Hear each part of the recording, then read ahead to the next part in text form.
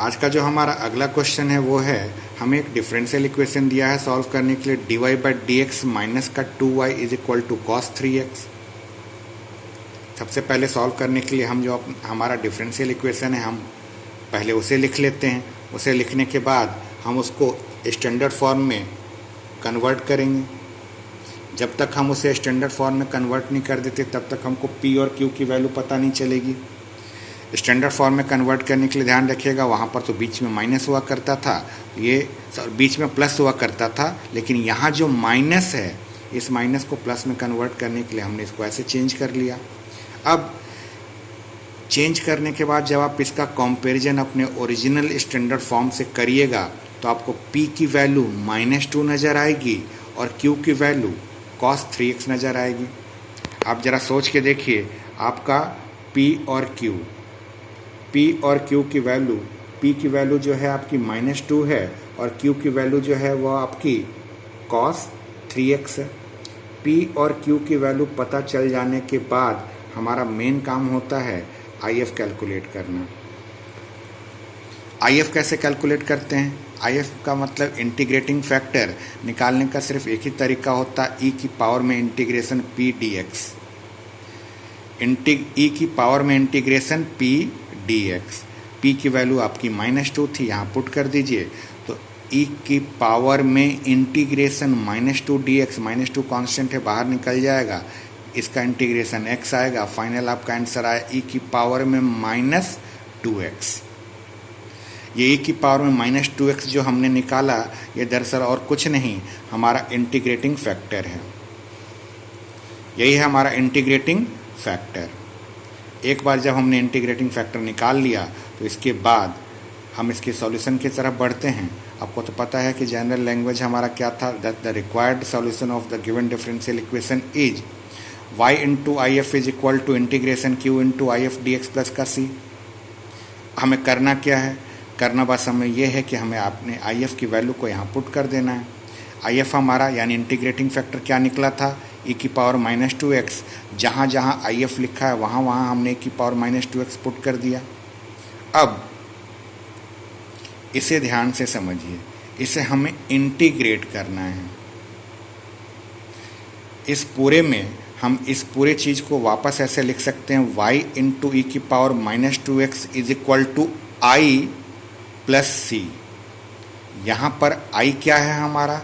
i जो था हमारा इंटीग्रेशन e की power -2x cos 3x dx है। इंडेफिनिट इंटीग्रेशन में हमने बहुत बार ऐसा किया था।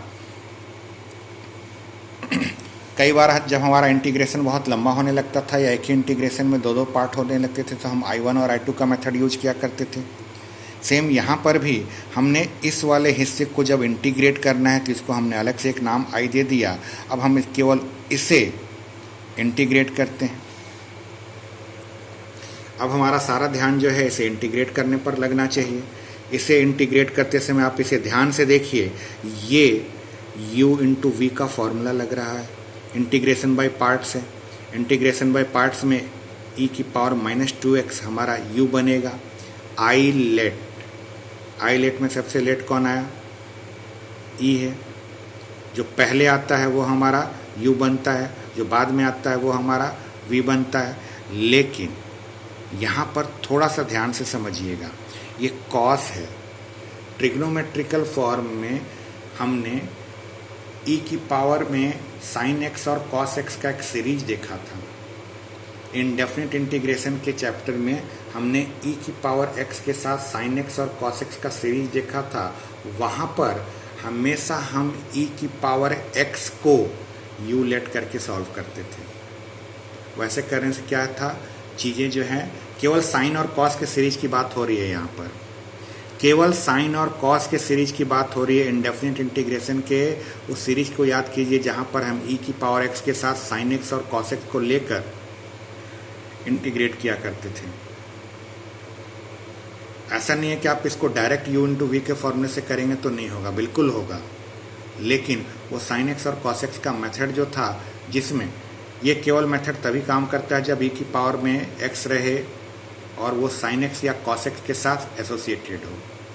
e की पावर 2x को हमने यहाँ u लेट कर लिया cos 3x को हमने v लेट कर लिया और यहाँ पर उसको इंटीग्रेट किया, फॉर्मूला डाला e की पावर माइनस 2x, मतलब u पहले integration v minus integration u का डिफ्रेंसिएशन और v का इंटीग्रेशन। e की पावर माइनस 2x देखिए वैसे का वैसे ही cos 3x का इंटीग्रेशन sin 3x और 3x का नीचे में डिफ्रेंसिएशन भी होगा।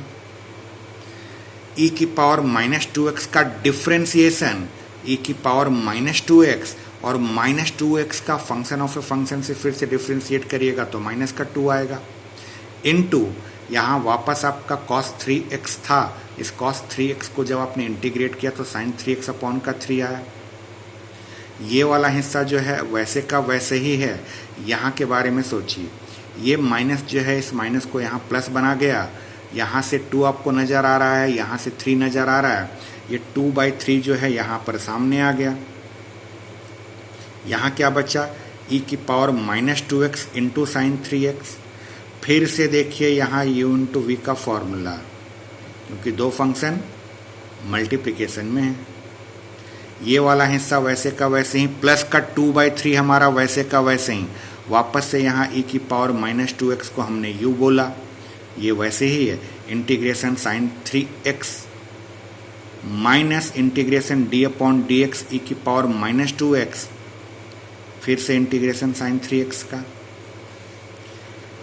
ये वाला हिस्सा हमारा वैसे का वैसे ही, प्लस का 2/3 हमारा वैसे का वैसे ही है। यहाँ पर आइए e की पावर माइनस 2x हमारा वैसे का वैसे ही, साइन 3x का इंटीग्रेशन, साइन 3x का इंटीग्रेशन माइनस cos 3x और 3x का नीचे में डिफ्रेंसिएशन जो कि 3 आता है। ये माइनस का साइन हमारा यहाँ पर है, इंटीग्रेशन वैसे ही है, e की पावर माइनस 2x का डिफ्रेंसिएशन, e की पावर माइनस 2x, और इस माइनस 2x को जब चेन रूल की तरह, चेन रूल के थ्रू आप डिफ्रेंशिएट करेंगे तो माइनस 2 आएगा, जिसको कि हमने यहाँ मल्टीप्लाई किया, और यहाँ साइन 3x को इंटीग्रेट करेंगे, माइनस का cos 3x अपॉन का 3 आएगा। ये वाला हिस्सा हमारा वैसे चलता आ रहा है, इसमें कोई तकलीफ नहीं है। ये हमारा 2/3 देखिए वैसे का वैसे ही है। अब ज़रा इसे एडजस्ट करते हैं, माइनस का साइन अपॉन का 3, तो -1/3 हमने लिख लिया, e की power minus 2x into cos 3x आपको नज़र आया ये है। अब इसके बारे में सोचिए, यहाँ का माइनस और यहाँ का माइनस मिलकर प्लस हो गए, लेकिन सामने माइनस था तो वैसे का वैसे ही है। 2/3 यहाँ पर से 2 और यहाँ का 3 आपने कॉमन भी निकाल लिया। देखिए बच क्या रहा है, e की power minus 2x into cos 3x बचा। लेकिन ये तो आपने कहीं देखा सा लग रहा है, यहीं पर तो देखा था आपने, i is equal to integration e की power minus 2x cos 3x dx, ये पूरा हमारा i है। देखिए यहाँ पर क्या आया है, इंटीग्रेशन e की power minus 2x into cos 3x dx, यानी ये पूरा इंटीग्रेशन के साथ i में कन्वर्ट हो गया। ये हमारा हिस्सा वैसे का वैसे ही था, बस इसे सॉल्व करना है। ये 2/3 को आपने अंदर मल्टीप्लाई कर देना है, 2/3 को अंदर मल्टीप्लाई करेंगे तो 2/9, और ये माइनस का 4/9 आएगा। 4/9 i को जब आप इधर शिफ्ट करेंगे तो i प्लस 4/9 i, बाकी सब हमारा वैसे का वैसे चल रहा है। ज़रा इसे सॉल्व करने के लिए हमने क्या सोचा, यहाँ पर अपॉन में 9 है, इसके अपॉन में भी 9 करने के लिए ऊपर नीचे 3 से मल्टीप्लाई कर देते हैं। ऊपर नीचे 3 से मल्टीप्लाई करते हैं, यहाँ 9 नज़र आ गया आपको। अब यहाँ पर e की पावर माइनस 2x है, यहाँ पर भी e की पावर माइनस 2x है, अपॉन में दोनों जगह 9 है। e की पावर माइनस 2x अपॉन 9 को कॉमन ले लिए, यहाँ पर 3 sign 3x minus 2 cos 3x बच गया। तब तक इसको एलसीएम लेके सॉल्व किया तो 13/9 आया, दोनों साइड से 9 भी कट गया, ये 13 इधर आके डिवाइड हो जाएगा। ये हमारा फाइनल i का वैल्यू मिला। ये जो i की वैल्यू है इसे हमें इक्वेशन 1 में पुट कर देना है। इक्वेशन 1 हमारा ये हुआ करता था, यही था। i की वैल्यू को हमने वहाँ पर पुट कर दिया पुट करते ही जो ये आया यही हमारा रिक्वायर्ड सॉल्यूशन है।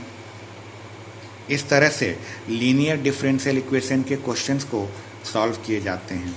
आज आपको सॉल्व करने के लिए बहुत सारे क्वेश्चंस अभी मिलने वाले हैं। आप इन सारे क्वेश्चंस को एक बार सॉल्व करके देखिए। बहुत ही ध्यान से सॉल्व करिएगा। ध्यान से सॉल्व करते समय अगर आप थोड़ा सा कंसंट्रेट होकर सॉल्व करने लगे, प्लस माइनस के साइन का ध्यान रखिएगा, आपसे सारे क्वेश्चंस बड़े आराम से बन जाएंगे।